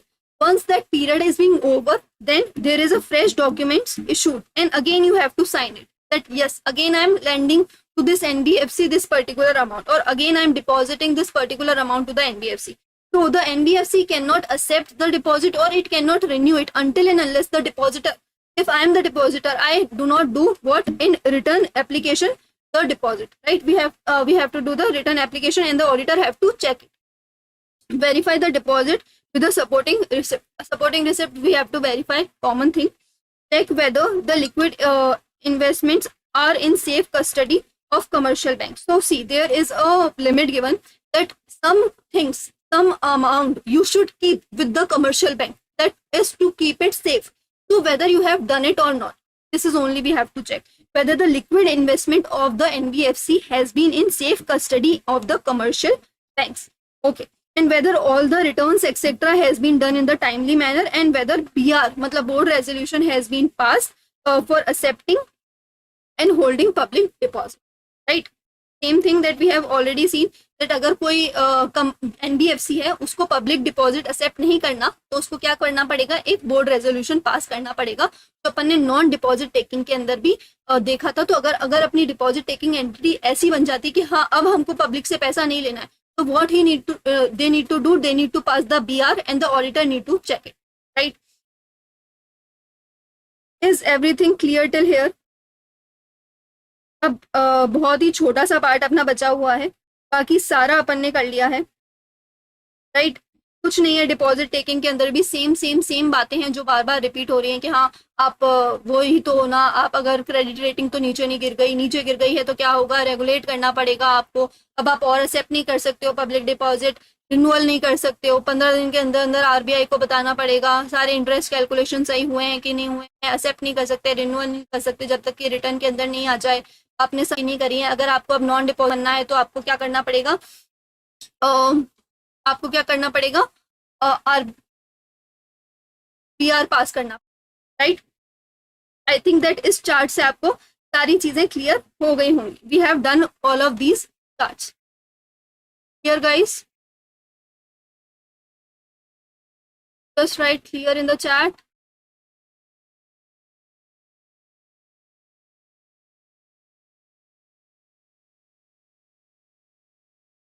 Okay. Now, difference between division 2 and division 3 of schedule 3. Division 2 is the format that mostly the company follow.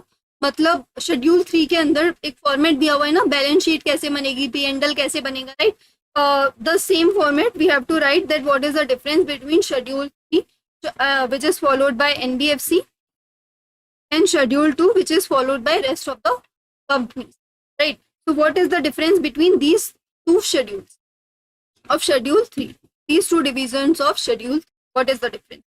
So as per division 2, allowed to present balance sheet item in the order of liquidity. So in division 3 that is the NBFC balance sheet के अंदर क्या liquidity के हिसाब से maintain करती है line items कि हाँ जो हाईएस्ट लिक्विड होगा वो सबसे ऊपर जाएगा. सपोज करो बैंक है वो हाईएस्ट लिक्विड है, उसको आराम से अपन कभी भी डिपॉजिट हटा सकते हैं, तो लिक्विडिटी के हिसाब से बनता है हमारे NBFC के अकाउंट, राइट?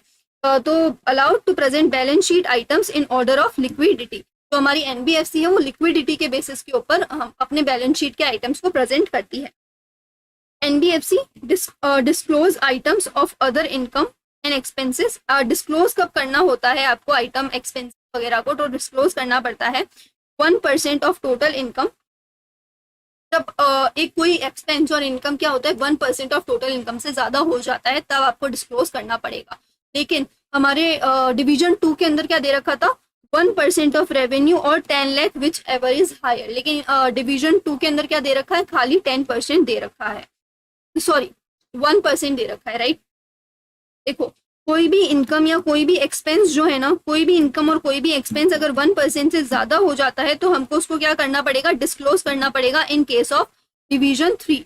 लेकिन डिवीजन 2 के अंदर क्या दे रखा है 1% और 10 lakhs which ever is higher, इन दोनों में से कोई से के अंदर भी आ गया तो भी आपको क्या करना पड़ेगा, डिस्क्लोज करना पड़ेगा। This is the difference. First difference is the liquidity, that division 3 can maintain their balance sheet in the order of liquidity. Second difference is that we have to disclose in case of 1% of total income, and यहाँ पे क्या है 1% और 10 lakhs which ever is higher. Separate disclosure करना पड़ेगा अगर हमारे जो डायरेक्टर हैं separately disclose due from LLP in which director is a partner or member.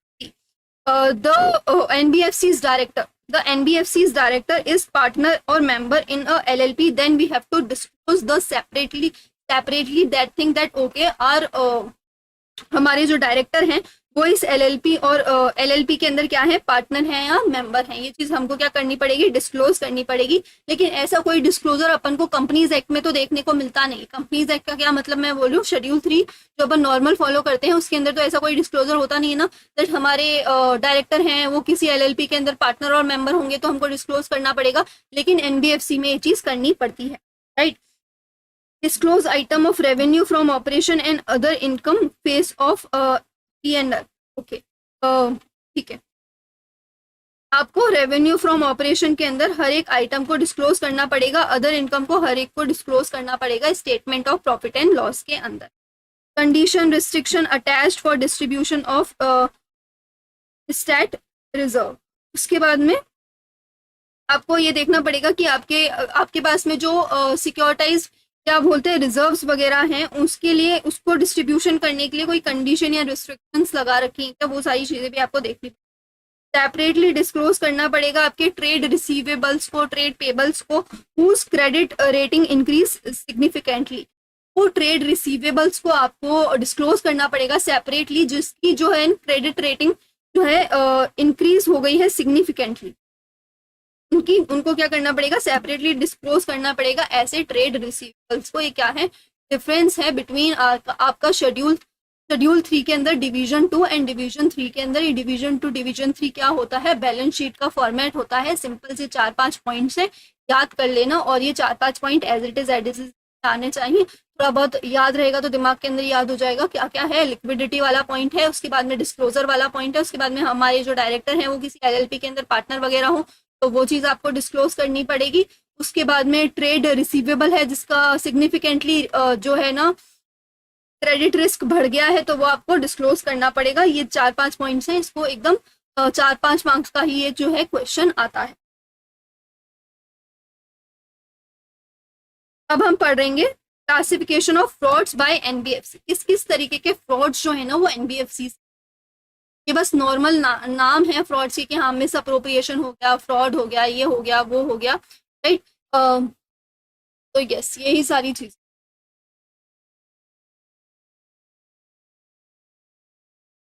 One second, okay ठीक है। Miss appropriation of criminal breach of trust, बस ये फ्रॉड्स की क्या है लिस्ट हैं जो एक बार आप देख लेना, 2-3 बार पढ़ लेना, याद है 2-4 चीजें इसके अंदर याद रखना। क्या मिस अप्रोप्रिएशन करा है, क्रिमिनल ब्रीच ऑफ ट्रस्ट का, फ्रॉडलेंट एनकैशमेंट करा है, फ्रॉडलेंट एनकैशमेंट करा है थ्रू फ्रॉड इंस्ट्रूमेंट्स। इसका मतलब क्या हुआ, दैट आपने कोई नकली डॉक्यूमेंट बनाकर पैसे ले लिए, कोई नकली डॉक्यूमेंट बनाकर पैसे ले लिए, फ्रॉड इंस्ट्रूमेंट्स के बेसिस के ऊपर आपने मैनिपुलेशन करा है बुक्स ऑफ अकाउंट्स के अंदर, या फिर फिक्टिशियस अकाउंट्स आपने क्रिएट करे। मतलब टाइप्स ऑफ फ्रॉड्स जो NBFCs के अंदर नॉर्मली देखे जाते हैं, NBFCs के अंदर जो नॉर्मली फ्रॉड्स देखे जाते हैं वो बोले जा रहे हैं।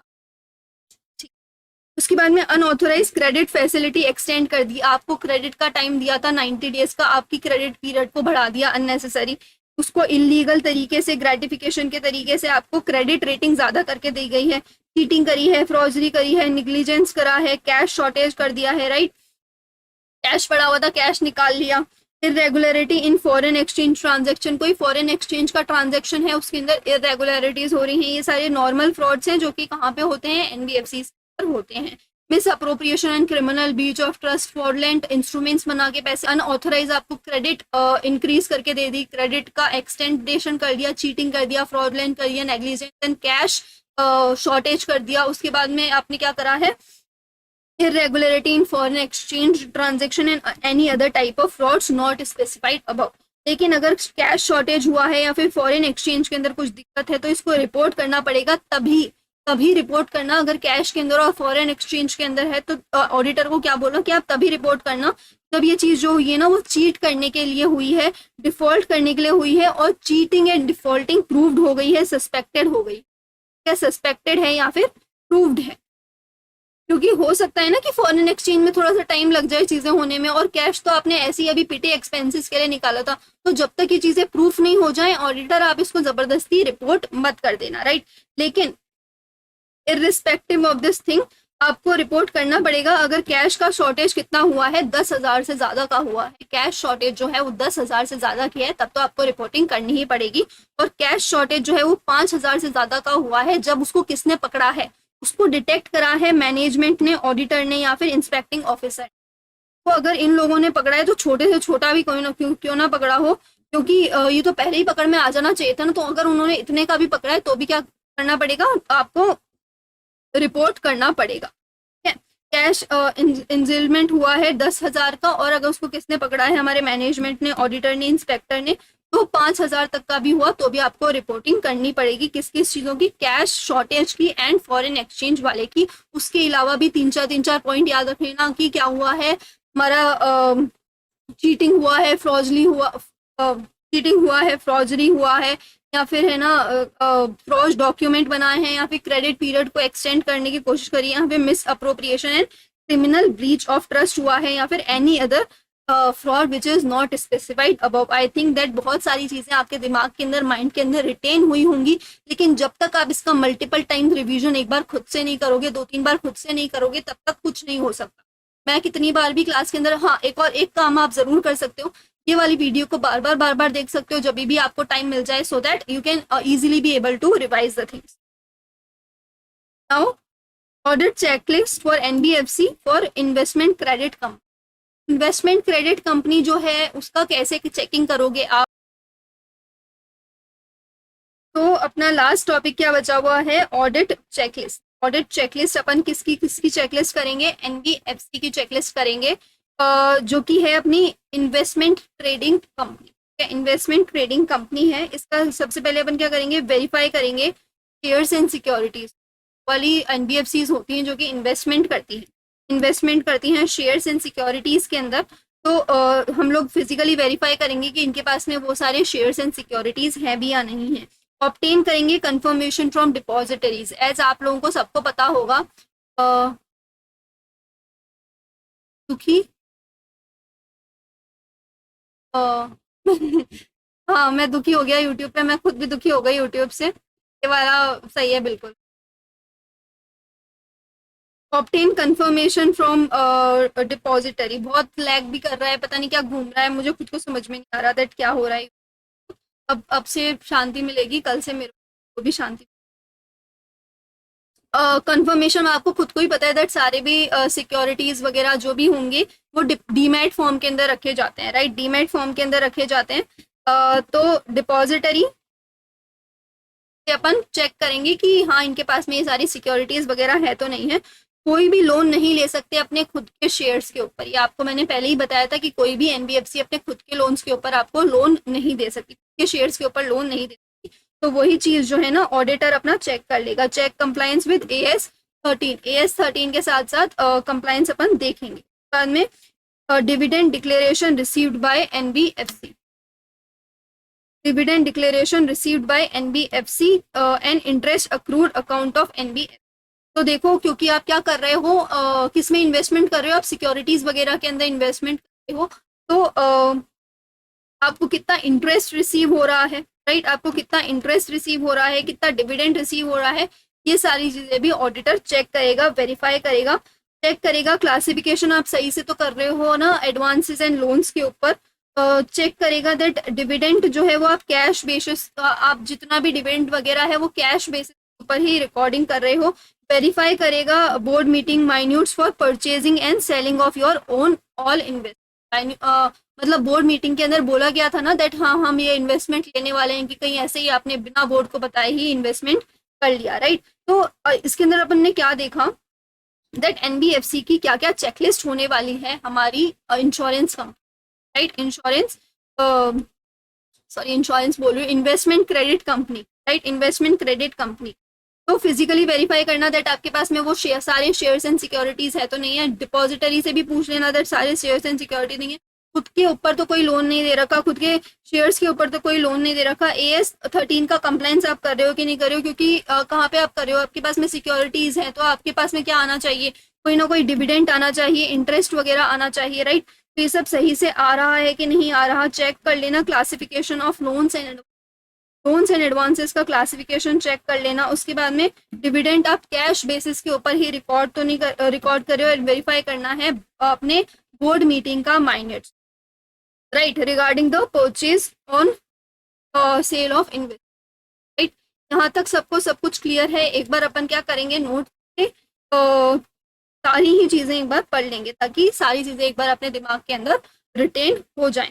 देखो, सबसे पहले अपन ने एनबीएफसी की डेफिनेशन पढ़ी थी। एनबीएफसी की डेफिनेशन में बोला था कि हमारी ये क्या है, एक फाइनेंशियल इंस्टीट्यूशन, एक कंपनी होनी चाहिए। इसका प्रिंसिपल बिजनेस क्या है, एक्सेप्ट ऑफ डिपॉजिट या फिर any other NBFC as may be notified by the central government. इसके फाइनेंशियल असेट्स जो हैं 50% तक होने चाहिए टोटल एसेट्स, मतलब फाइनेंशियल एसेट्स कितने होने चाहिए, 50% ऑफ टोटल एसेट्स, और इनसे जो इनकम जनरेट हो रही है ना वो टोटल इनकम की 50% से ज्यादा की होनी चाहिए।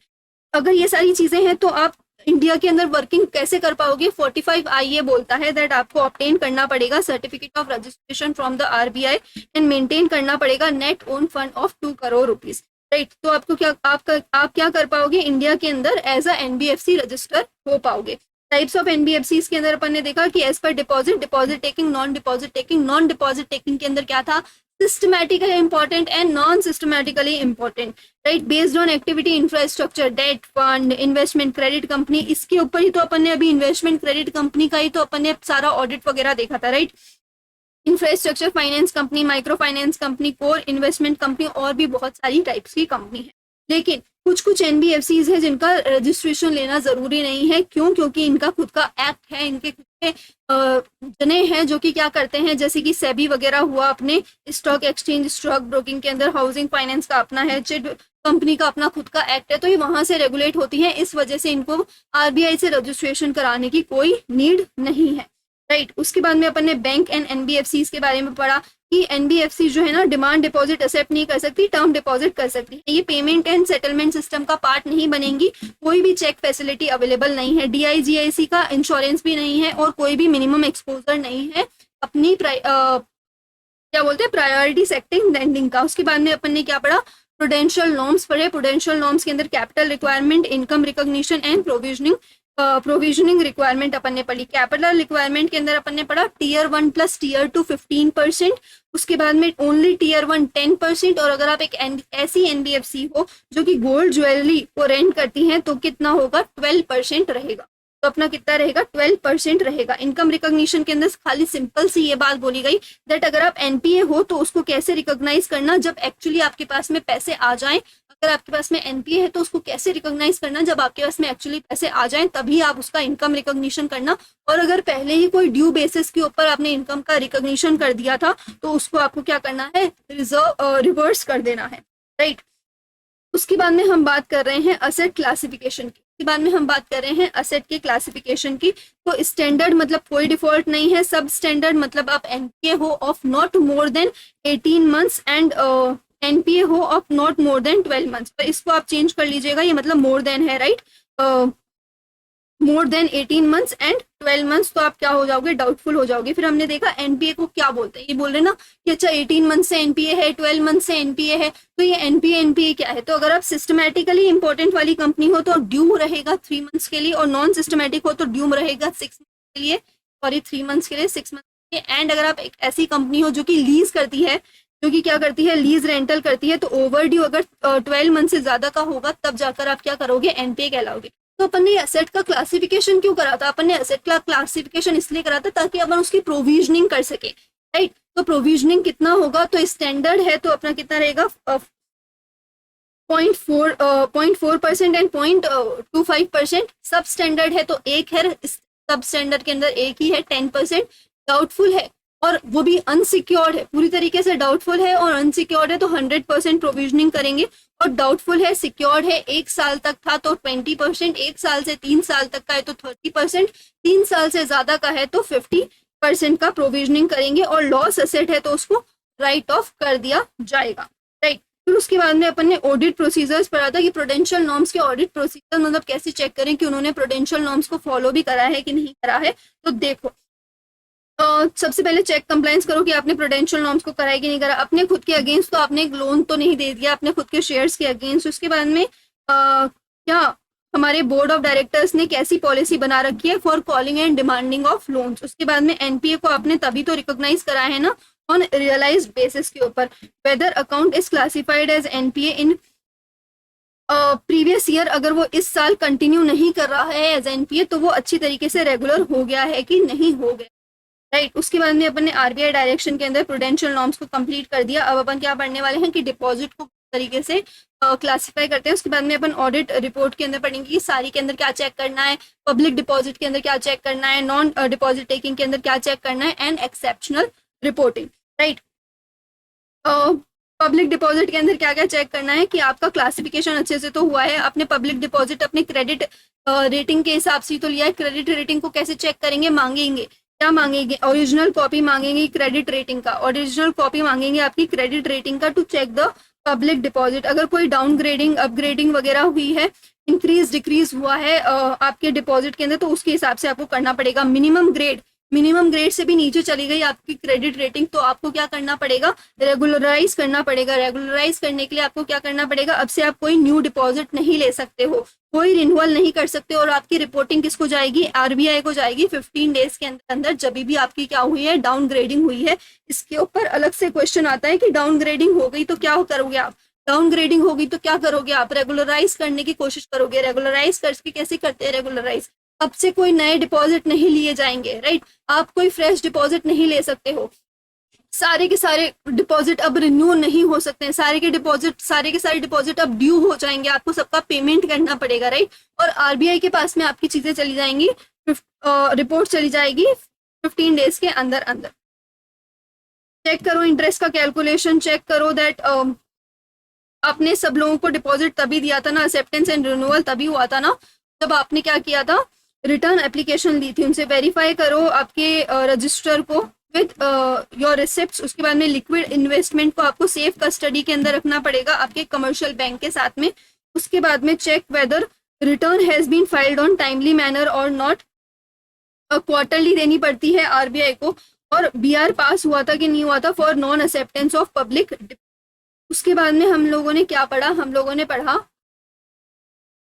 Audit duty to auditors duty to report. Auditors duty सारे के अंदर क्या क्या चीजें, ऑडिटर की क्या क्या ड्यूटी है सारी नॉर्म्स के लिए, सारी एनबीएफसी।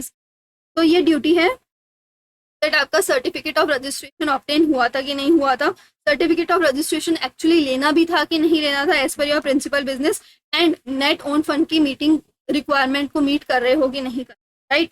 1 मंथ के अंदर from the end of the your balance sheet finalisation के अंदर आपको करना पड़ेगा 12 से पहले तो कर ही लेना, मतलब 30 दिसंबर से पहले तो ये सारी चीजें सर्टिफिकेट देना ही पड़ेगा हमारे ऑडिटर को।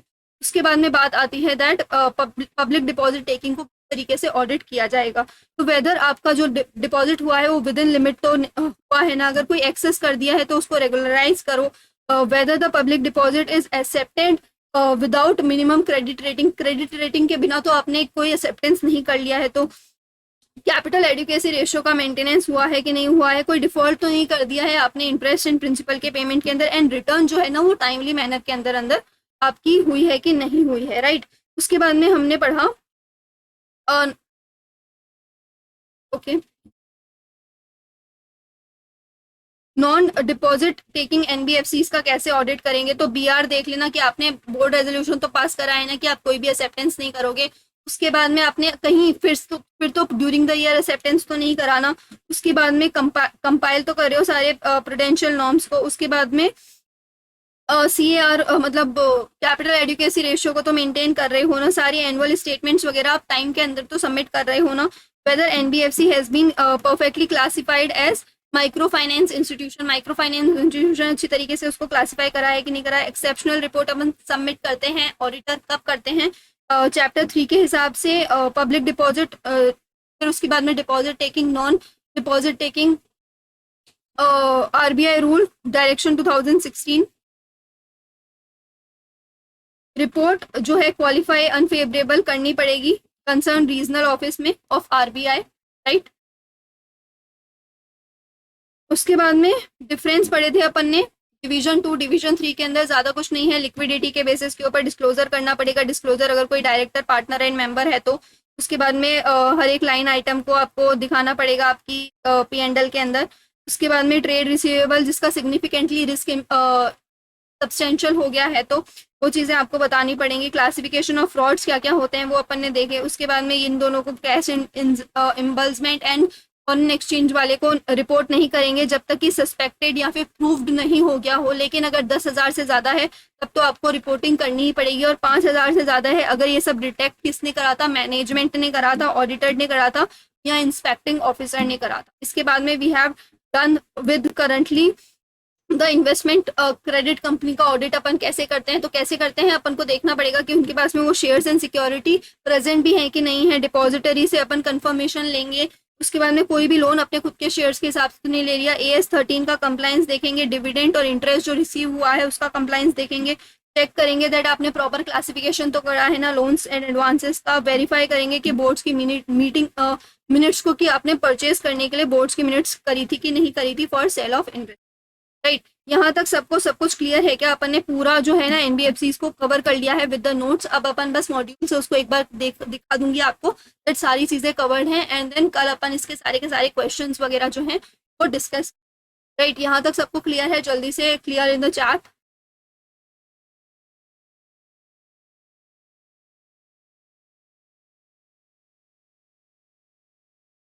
लिख दीजिए चैट के अंदर ताकि आगे बढ़, राइट।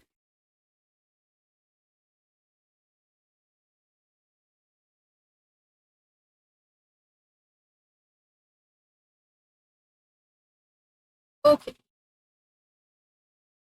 अब अपन क्या कर रहे हैं हमारी देखो यहाँ तक तो मैंने आप लोगों को बता ही दिया था प्रूडेंशियल नॉर्म्स वगैरह, इनकम रिकॉग्निशन।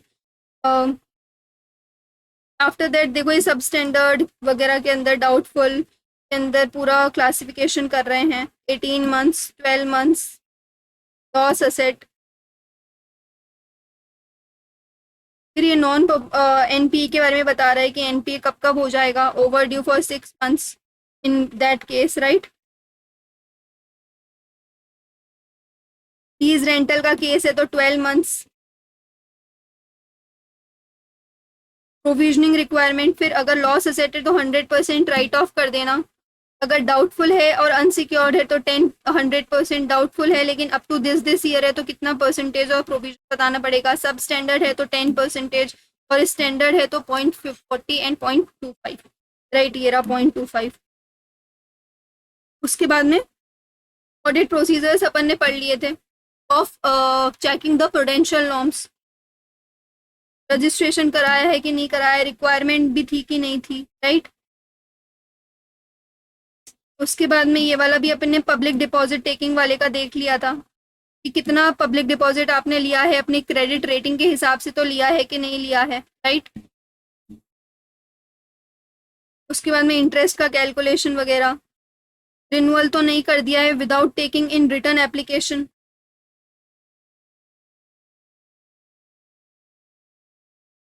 और डिपॉजिट रजिस्ट्रार से सारी चीज़ें वेरीफाई करो। सेफ कस्टडी के अंदर तो रखा है ना अपने कमर्शियल बैंक के अंदर। रिटर्न टाइमली मैनर के अंदर तो दे रहे हो ना। सारी चीज़ें अपन ने पॉइंट्स के अंदर बहुत परफेक्टली उसको है कर दिया था, राइट। एनबीएफसी प्रूडेंशियल नॉर्म्स तो किस तरीके से अपन क्या बोलते हैं ऑडिट करेंगे वो अपन ने पहले ही अपन ने पढ़ लिया था कि हाँ अच्छी है।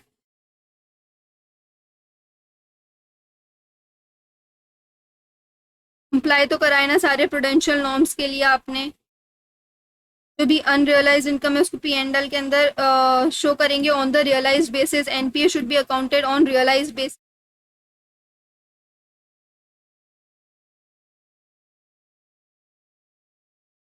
रेगुलरली सारे डायरेक्शंस को कंप्लाई कर रहे हैं कि नहीं कर रहे हैं। प्रीवियस ईयर के अंदर जो एनपीए थे वो क्या इस ईयर भी एनपीए हैं, और अगर नहीं ट्रीट कर रहे हैं एनपीए तो क्या वो रेगुलर हो गए हैं, has become regular that NPA जो कि प्रीवियस ईयर के अंदर थे, राइट। क्लासिफिकेशन ऑफ फ्रॉड्स अपन ने कर लिया था, misappropriation, criminal breach of trust, fraudulent negligence, cheating, forgery. और कैश एम्बल्समेंट के अंदर आपको तभी देना है कैश शॉर्टेज, लेकिन अगर मोर देन 10,000 और 5,000 अगर मैनेजमेंट ऑडिटर या इंस्पेक्टिंग ऑफिसर ने उन्होंने देखा है तो। फिर ऑडिट चेकलिस्ट अपन ने कर ली थी, ये वाली इन्वेस्टमेंट एंड क्रेडिट कंपनी की लास्ट में अपन ने करा था इसको, राइट। इंपॉर्टेंट वाले बता दिए। फिर compliance with the RBI direction, RBI direction के अंदर ये देखिए यहाँ पर क्या है, इन केस ऑफ नॉन, सारी नॉन बैंकिंग के अंदर आपको क्या क्या चीज़ें चेक करनी पड़ेंगी, सीओआर वगैरह, ठीक है। इसको सर्टिफिकेट आपको इशू करना पड़ेगा। इन case of holding public deposit, अब पब्लिक डिपॉजिट के अंदर आपको क्या क्या चीज़ें चेक करनी पड़ेंगी। फिर आएगी नॉन पब्लिक डिपॉजिट, ये क्या है, नॉन पब्लिक डिपॉजिट वाली एनबीएफसीज के अंदर आपको क्या क्या चीज़ें चेक करनी पड़ेंगी। देखो बोर्ड ने पास करा है रेजोल्यूशन, राइट। ये सारी चीज़ें अपन पढ़ चुके हैं, मैं बस मॉड्यूल के अंदर आपको ये टिक करा रही हूँ कि देखो हमने ये सारी चीज़ें कंप्लीट कर ली हैं, ताकि ऐसा नहीं लगे कि यार कुछ चीज़ छूट तो नहीं गई। और plus one more thing that आप इसको मॉड्यूल से भी बहुत ही ज़्यादा क्या हो, एंडी हो जाओगे कि हाँ ये तो अपन ने पढ़ा था।